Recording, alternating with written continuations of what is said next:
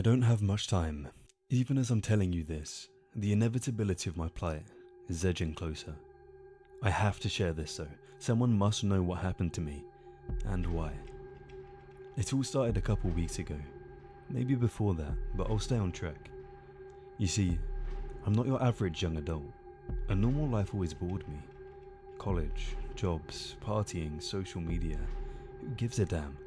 It's all the same to me. I have this fascination though, with all things paranormal, so I took it upon myself 2 years ago to join a group of ghost hunters. Sounds exciting, right? Well, it was. I jumped in headfirst into this world and haven't looked back since. Mansions, cemeteries, asylums, you name it, I explored it. My team has plenty of documented proof of ghosts and demons that will make the hair on any non-believer stand straighter than an arrow.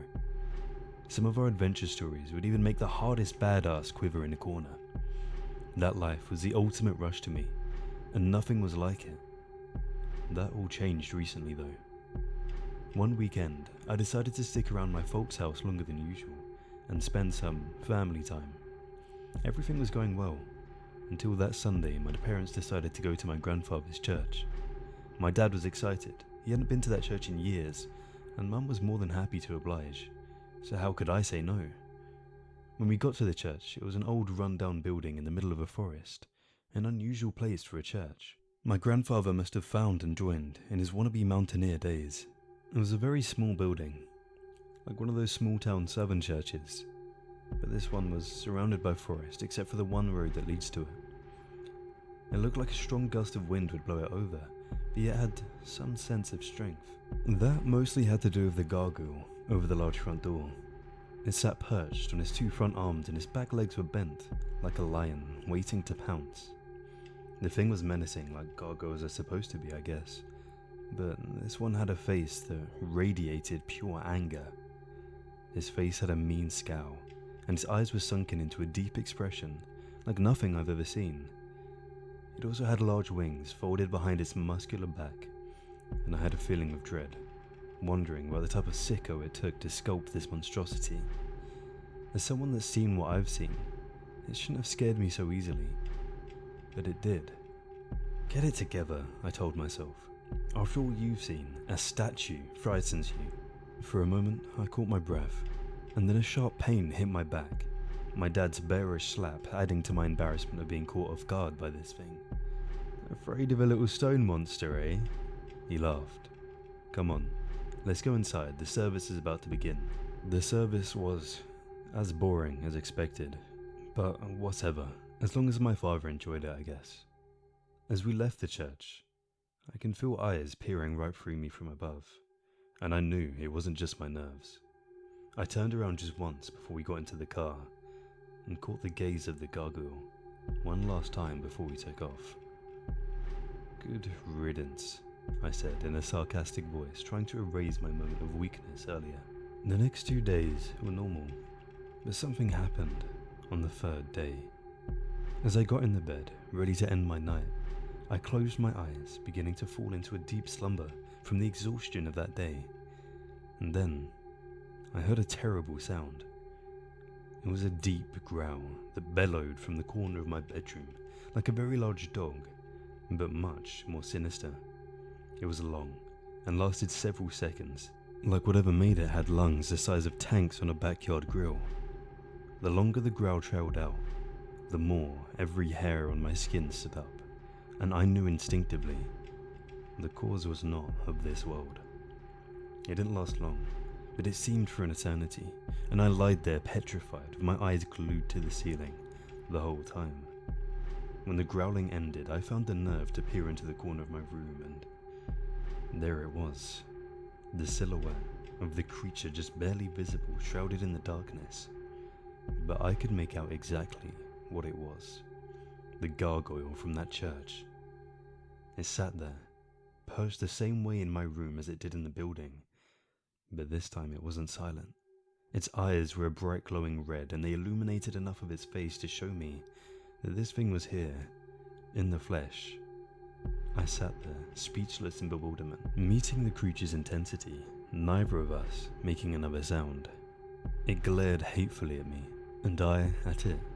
Afraid to break eye contact for fear of it attacking, I locked my eyes on the gargoyle for as long as I could manage to hide every ounce of fear in me, hoping the thing was intimidated by my strong stand. I waited and waited for a pounce or a step forward, but the creature never moved a muscle. What is it doing? Is it playing with me?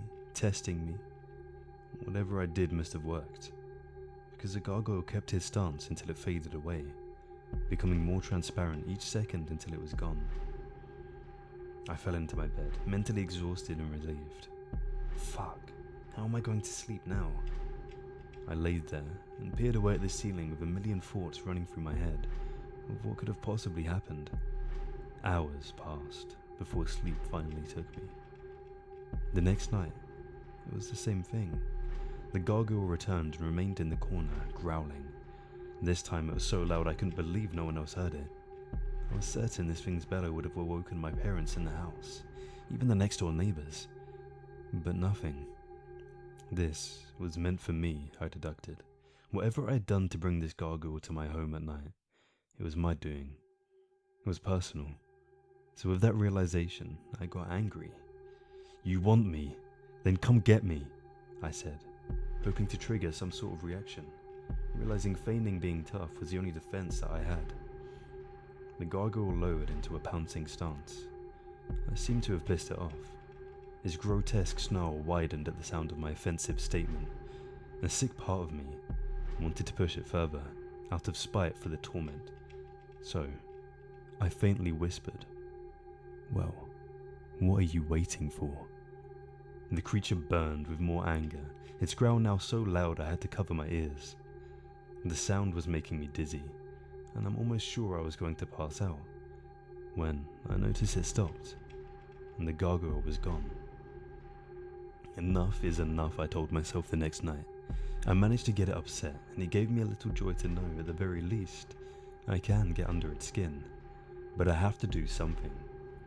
I sat ready in my bed for the gargoyle to appear, and even got so confident as to sit at the foot of the bed, waiting for my tormentor to arrive. And like clockwork, it did. The gargoyle manifested itself in the corner, bringing a pungent stench this time along with it. It smelled horrible, like it just bathed in all sorts of unfriendly elements and burned them just to permeate through the air. I can't take this nightmarish crap anymore, I said to myself. Just kill me now. On cue, the gargoyle did something it had never done before. It took a step towards me. I sat there, petrified in my bed. It continued to move closer from the corner of my room, and all I could do was stare. It continued to walk, each step fixing its gaze on me, making its way to one side of my bed, before circling to the other. It growled and grunted as I sat petrified beyond belief at this sudden change in activity. It stopped at the center of my bed, looked at me, and then at my door as it began to fade. Slowly it dissolved into nothing as its eyes focused on keeping the room from intrusion.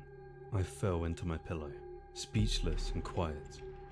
I don't know how much more I can take of this. What's next? Will it eventually rip me to shreds, drag me to hell? My time is running out, so I had to do something quick. Tonight is the last night of this. Today is going to be me or him. I'd grown sick of this thing stalking me, and I vowed one way or another to get rid of it once and for all. I'm currently standing here, in the center of my bed, crucifix in hand with the Bible, hoping it will be enough, because that's all I have. We both know you're here already, I said, just completely fed up with all this crap. Just come so we can end it all, no more. There was a silence for about 2 minutes, before a smoky apparition started appearing in the corner. Same as usual, it was here. Once it fully manifested itself, it began its hunting pattern, and I wasted no time. Through the power of the Father, Son, and the Holy Spirit, I banish you back to the realm from which you came. Nothing. The creature continued to pace back and forth around my bed, and once again I sat there, like an idiot. I decided to repeat it several more times, each time with more emphasis and belief than before. Still nothing. After about the 45th time, The gargoyle did something that I'd never seen. It cried in pain. The yelp was like a large dog suddenly hurt by some unseen force.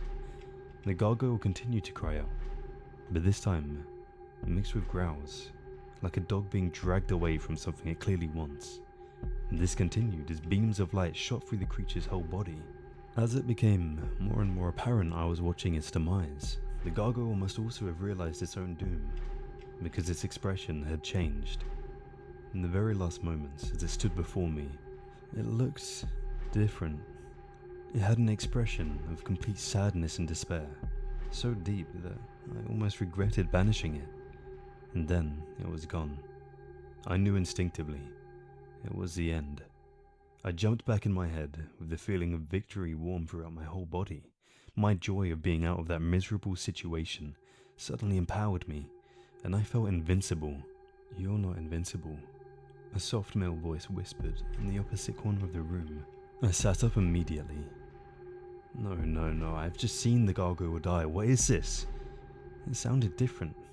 How did it know what I just thought? A cold chill shot through me. It's not over. It is only the beginning of the end for you. This time, I counted 3 voices, each one in a different part of my bedroom. But I don't see anything. I don't like this. "It's time," said another voice. And this time I was able to fixate on the area it came from in the room. Still, nothing I can see. With each breath I took, sweat poured down my head. I looked down at my hand when I realized it was shaking. No sooner than noticing this reaction, I looked up and my heart froze. A feeling of instant dread covered me as I observed my room now full of shadowy, pitch-black figures. They stood, all their eyes fixed on me, too many for me to count. The room was suddenly crowded, and the ones in the back pushed and reached their arms over the ones in the front, trying to get to me as the closest shadows leaned over my bed. Whatever these entities were, they were beyond menacing, even worse than the gargoyle. I scrambled to the wall, desperately trying to get away, but they surrounded me on all sides, nearly touching me by inches. Electricity jolted through my body at the reaction of being grabbed on my shoulder from behind. I turned around, and shadowy arms came through the wall, like prisoners through bars. What do I do? Who are they? What do they want? Why am I going through all this?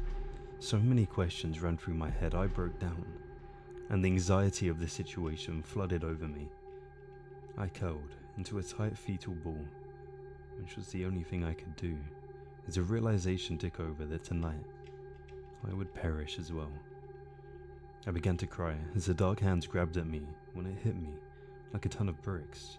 The gargoyle, that disgusting, evil-looking creature tormenting me, making my life a living hell, wasn't doing any of that at all.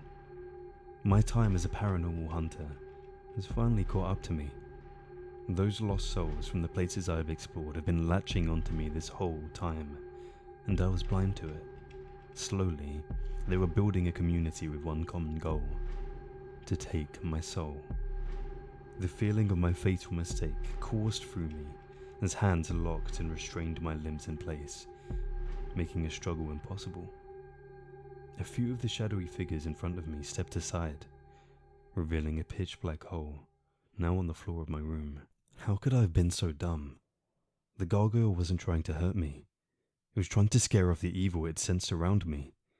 The creature took it upon itself to awaken from its ancient slumber to come to my aid, and I ruined its mission. I didn't rid myself of a tormentor. I rid myself of a protector and defender, my guardian.